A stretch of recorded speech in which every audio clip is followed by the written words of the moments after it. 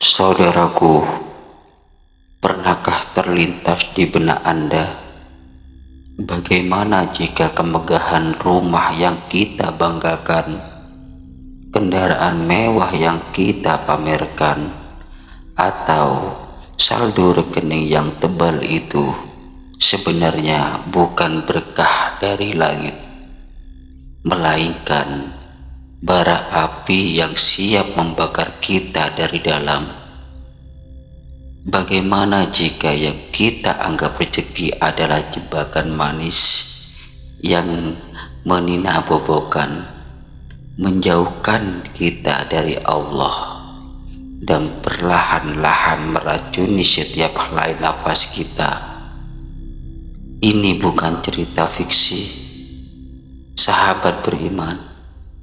Ini adalah realitas mencekam bagi mereka yang terlena, mengira harta haram adalah anugerah, padahal itu adalah tiket sekali jalan menuju penyesalan abadi.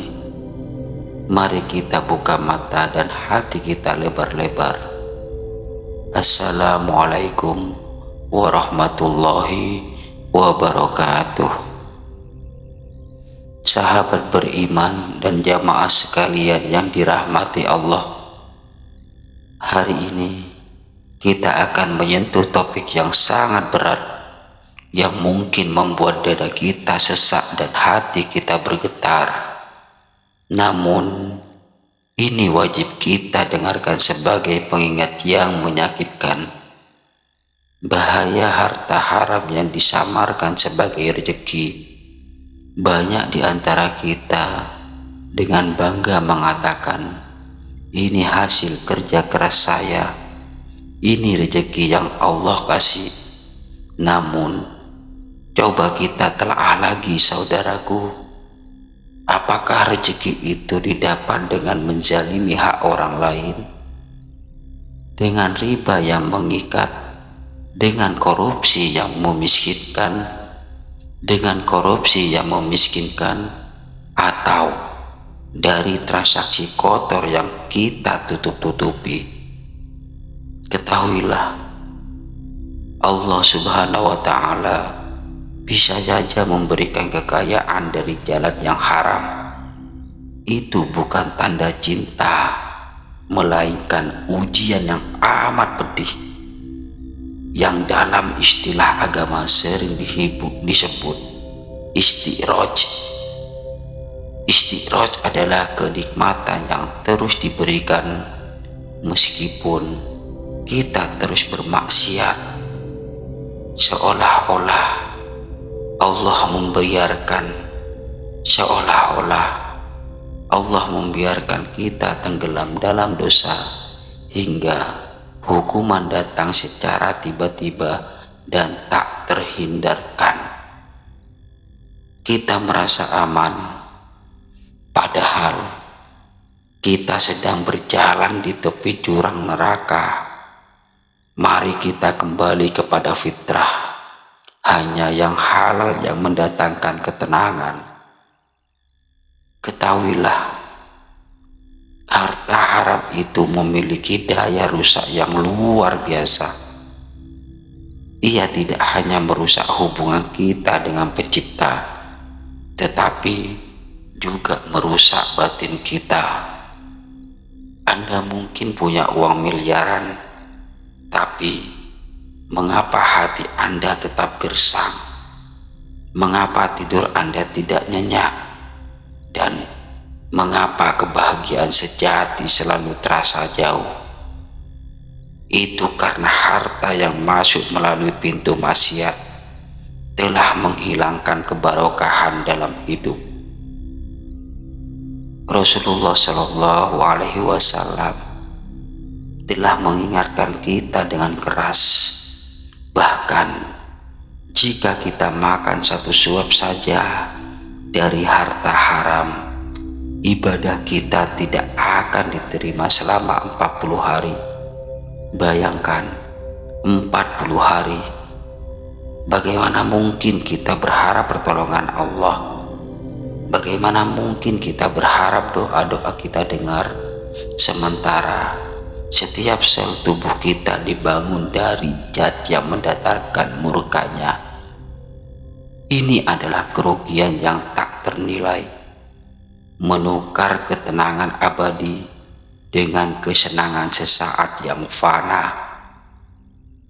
Lebih mencekam lagi, mari kita bayangkan hari ketika kita menghadap Sang Pencipta, Yaumul Hisab. Saat itu, harta yang mati-matian kita kumpulkan, kita bela dengan dusta dan keserakahan, tidak akan menjadi penolong.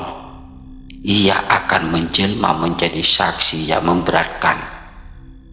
Dikatakan, di hari kiamat nanti, harta haram yang kita simpan akan menjadi rantai panas yang melilit leher kita, atau bahkan berubah menjadi seekor ular berbisa yang siap mematuk.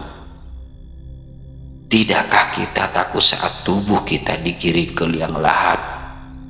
Harta yang kita timbun itu berubah menjadi api yang membakar tulang berulang kita.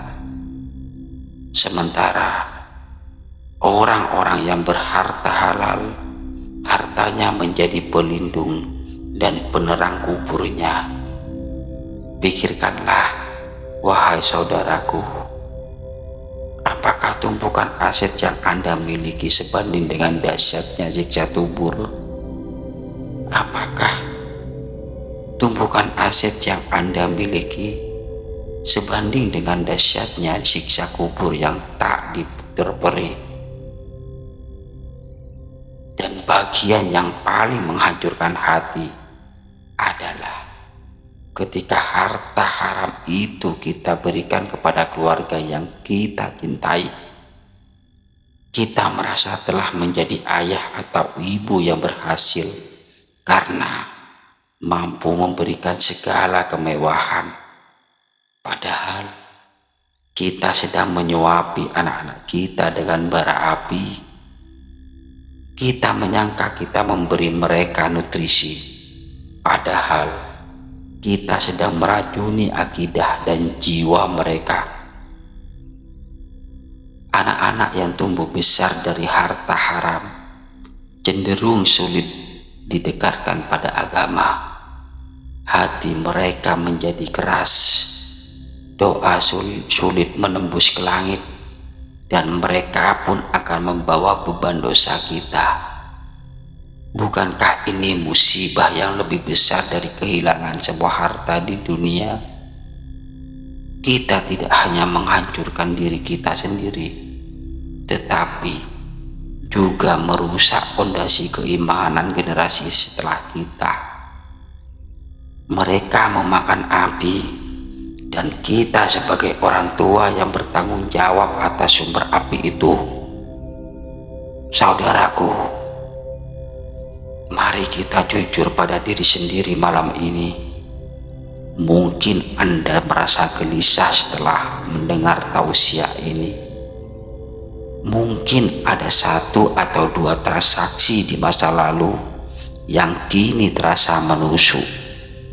Mungkin Anda mengingat satu persatu perbuatan zalim yang Anda lakukan demi pundi-pundi itu. Itu adalah bisikan hati nurani.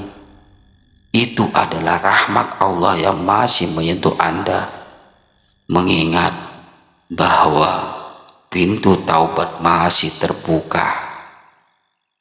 Jangan anggap enteng rasa tidak nyaman itu.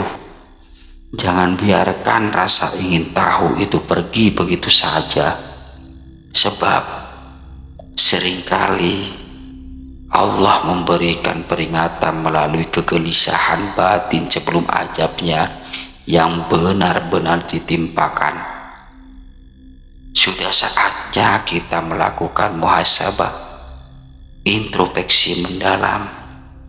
Tanyakan pada diri Anda, adakah kemewahan yang saya nikmati saat ini dibangun di atas penderitaan orang lain. Jika hari ini Anda menyadari bahwa kekayaan Anda bercantum, bahwa kekayaan Anda bercampur dengan yang haram, jangan pernah putus asa. Jangan biarkan rasa bersalah mengurung Anda dalam keputusan, mengurung Anda dalam keputusasaan, hingga Anda berpikir, sudahlah, terlanjur basah. Tidaklah saudaraku, Allah Maha Pengampun. Pintu taubat itu luas dan indah, namun taubatnya haruslah taubat nasuha, taubat yang sungguh-sungguh, diikuti dengan tekad kuat untuk tidak mengulangi, dan yang paling penting, diikuti dengan upaya keras untuk membersihkan diri dari harta haram tersebut. Jangan tunda taubat ini hingga datangnya sakaratul maut, karena saat nyawa sudah di terongkongan, taubat kita tidak lagi diterima. Segera bangkit, buang jauh-jauh rasa malu dan gengsi duniawi, dan hadapi konsekuensi dari perbuatan kita. Lantas, apa langkah praktisnya, Ustadz?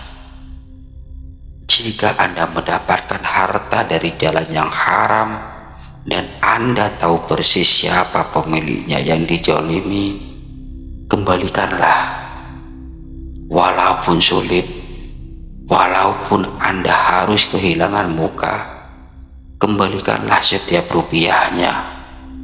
Jika Anda tidak tahu siapa pemilik aslinya, maka Anda wajib melakukan takhalus, membersihkan harta tersebut dengan mendonasikannya sepenuhnya untuk kepentingan umum dan sosial, tanpa mengharapkannya menjadi pahala pribadi, karena tujuan utama tersebut adalah membersihkan diri dari dosa. Ini adalah jihad finansial. Ya, Anda mungkin akan kembali miskin di mata manusia, tetapi Anda akan kaya raya di hadapan Allah. Pilihlah taubat yang pahit di dunia demi kemanisan abadi di akhirat. Mungkin ada yang berpikir, Ustadz, kalau saya kembalikan semua, saya jadi miskin total. Saudaraku, lebih baik hidup sederhana dalam keterangan halal daripada bergemilang harta dalam kecemasan dan laknat. Kekayaan sejati bukanlah berapa banyak yang Anda miliki, tetapi seberapa besar barokah yang ada pada yang Anda miliki. Sedikit harta halal yang kita syukuri adalah mendatangkan ketenangan jiwa yang tidak akan pernah bisa dibeli dengan triliunan uang haram. Bukankah ketenangan hati itu jauh lebih berharga daripada mobil mewah yang hanya membawa kita pada keangkuhan dan hisab yang berat? Ketenangan yang Allah berikan pada harta halal adalah janjinya, dan janji Allah pasti benar. Maka dari itu, saudaraku sekalian, mari kita tutup pintu bagi setiap godaan harta haram. Jangan biarkan nafsu sesaat merenggut kebahagiaan abadi kita. Jangan biarkan fata morgana kekayaan dunia ini membutakan kita dari kenyataan bahwa ajab Allah itu nyata dan pedih. Kita adalah hamba yang lemah. kita kembali ke jalan yang lurus. Mari kita kembali ke jalan yang lurus. Mari kita kembali ke jalan yang lurus, jalan yang diridhoinya. Mulai detik ini, bersihkanlah setiap sumber pendapatan Anda. Perbaiki niat dan jangan pernah lagi tertipu oleh fatwa-fatwa sesat yang membenarkan keharaman. Semoga Allah senantiasa membimbing kita untuk selalu mencari rezeki yang halal dan thayyibah. Mari kita beristighfar bersama-sama atas kelalaian kita. Jika konten ini menyentuh hati Anda, mohon sebarkan kepada saudara-saudara kita yang lain, agar kita semua saling mengingatkan dalam kebenaran. Tuliskan di kolom komentar niat taubat Anda hari ini, dan mari kita saling mendoakan agar kita semua istiqomah dalam mencari rezeki halal. Wabillahi taufiq wal hidayah. Assalamualaikum warahmatullahi wabarakatuh.